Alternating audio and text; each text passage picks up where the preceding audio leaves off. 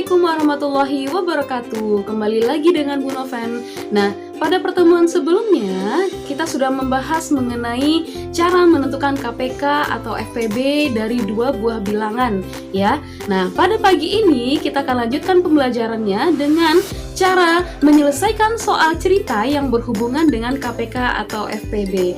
Nah, kalau pada video sebelumnya kita sudah bahas tentang cara menentukan KPK atau FPB dari dua bilangan, itu sudah jelas ya mana KPK, mana FPB-nya.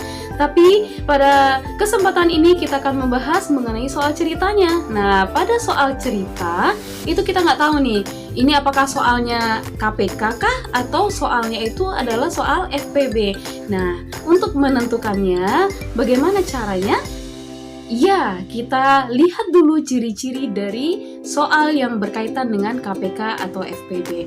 Maka sebelum kita lanjut pada pembahasan soalnya, kita akan lihat dulu bagaimana ciri-ciri dari soal KPK dan bagaimana ciri-ciri dari soal FPB. Ciri-ciri kalimat FPB pada soal cerita. Yang pertama, nilai angka pada pilihan jawaban lebih kecil atau sedikit dari bilangan yang ada pada soal. Contoh, jika FPB dari 24 dan 32, maka jawabannya adalah tidak lebih besar dari 24 ataupun 32. Kemudian ada kata-kata paling banyak, sebanyak-banyaknya, sama banyak, jumlah yang sama, jenis yang sama atau sama rata. Nah, jika salah satu atau beberapa dari kata tersebut ada di dalam suatu soal, maka soal tersebut kemungkinan besar adalah soal dari FPB. Ciri-ciri kalimat KPK pada soal cerita. Nah, nilai angka pada pilihan jawaban itu lebih besar dari bilangan yang ada pada soal. Misalnya, KPK dari 24 dan 32, maka kemungkinan jawabannya adalah lebih besar dari 24 atau 32. Kemudian bisa juga pilihan jawabannya berupa ketanggal. Misalnya, mereka akan melakukan bersama-sama lagi pada tanggal titik-titik. Maka pilihan jawaban itu tentu saja berupa tanggal. Kemudian ada lagi kata-kata setiap, sekali, atau misalnya setiap 6 hari sekali, seperti itu. Kemudian bersamaan, bersama-sama, atau bersama-sama lagi. Nah, jika ada salah satu atau beberapa dari kata tersebut, maka kemungkinan besar soal itu adalah soal dari KPK. Sekarang kita masuk pada contoh soal yang pertama. Abid dan Zidan berlatih karawitan di sanggar yang sama. Abid berlatih setiap 6 hari sekali dan Zidan berlatih setiap 8 hari sekali. Jika pada tanggal 15 Januari 2014 mereka berlatih bersama-sama, mereka akan berlatih bersama-sama lagi pada tanggal A. 29 Januari 2014, B. 30 Januari 2014, C. 7 Januari 2014, atau D. 8 Februari 2014. Nah, sebelum menjawab pertanyaan tadi, kita tulis dulu apa yang diketahui dalam soal dan apa yang ditanya. Nah, yang diketahui dalam soal adalah tadi Abid berlatih setiap 6 hari sekali. Kemudian Zidan berlatih setiap 8 hari sekali. Mereka pernah berlatih bersama pada tanggal 15 Januari 2014.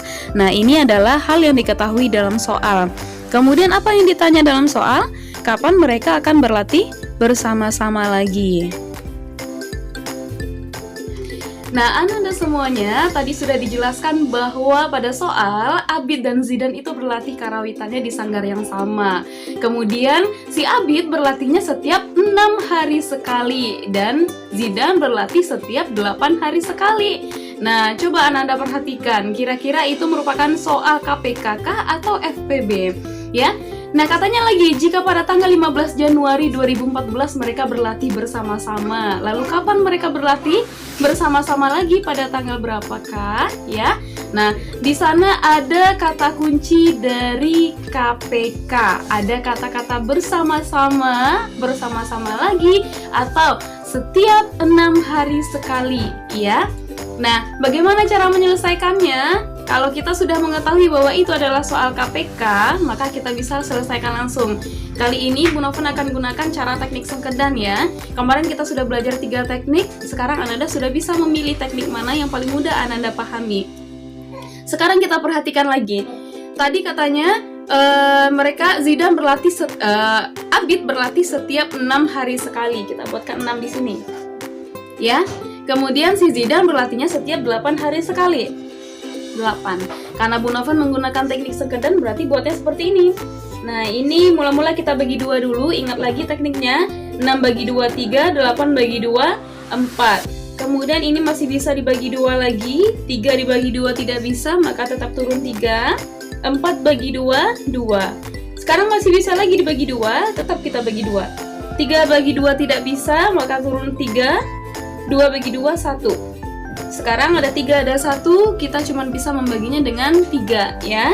Kita bagi 3, 3 bagi 3, 1, 1 bagi 3 tidak bisa, maka kita turunkan 1. Sekarang udah 1 di bawahnya, maka kita stop sampai di sini. Maka bagaimana cara mencari KPK dari teknik sekedan ini? Nah, caranya adalah Ananda perhatikan saja bilangan prima yang ada di samping ini, ambil semuanya. Maka 2 kali 2 kali 2, kita singkat dengan 2 pangkat 3 kali 3. 2 pangkat 3 itu sama dengan 8 ya.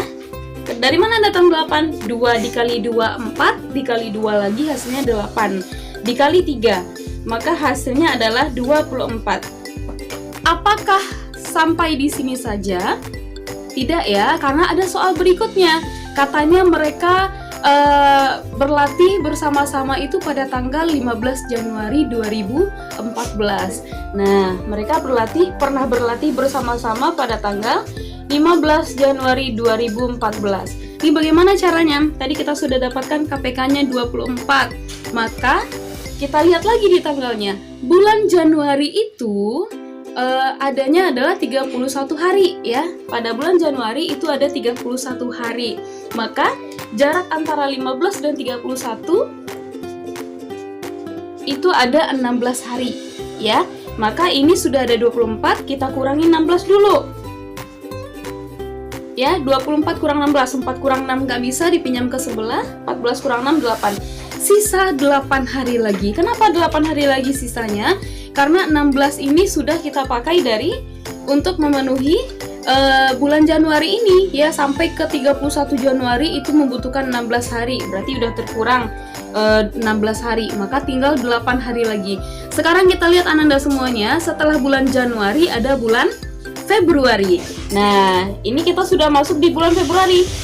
Nah, pada bulan Februari itu ada tinggal sisa 8 hari lagi. Berarti kita mulai dari angka 1 ya, dari tanggal 1. Berarti dari tanggal 1, 8 hari berikutnya adalah tanggal 8. Maka si Zidan dan si Abid tadi berlatih bersama-sama lagi pada tanggal 8 Februari 2014. Gampang bukan? Nah, sekarang kita masuk pada soal yang kedua. Bu Sulantri mempunyai 56 permen, 40 kue, dan 24 roti. Makanan tersebut akan dibagikan kepada beberapa anak di lingkungan rumahnya. Jika setiap anak mendapat bagian yang sama, baik jumlah maupun jenisnya, jumlah anak yang mendapat makanan tersebut paling banyak adalah titik-titik orang. A 4, B 8, C 12, atau D 15. Nah, maka yang diketahui dalam soal ini adalah yang pertama, Bu Sulantri mempunyai 56 permen, 40 kue, dan 24 roti. Kemudian, makanan tersebut akan dibagikan kepada anak-anak sama banyak. Jadi inilah yang diketahui di dalam soal yang perlu kita ketahui. Nah, kemudian apa yang ditanya dalam soal? Berapa jumlah anak yang mendapat makanan yang paling banyak?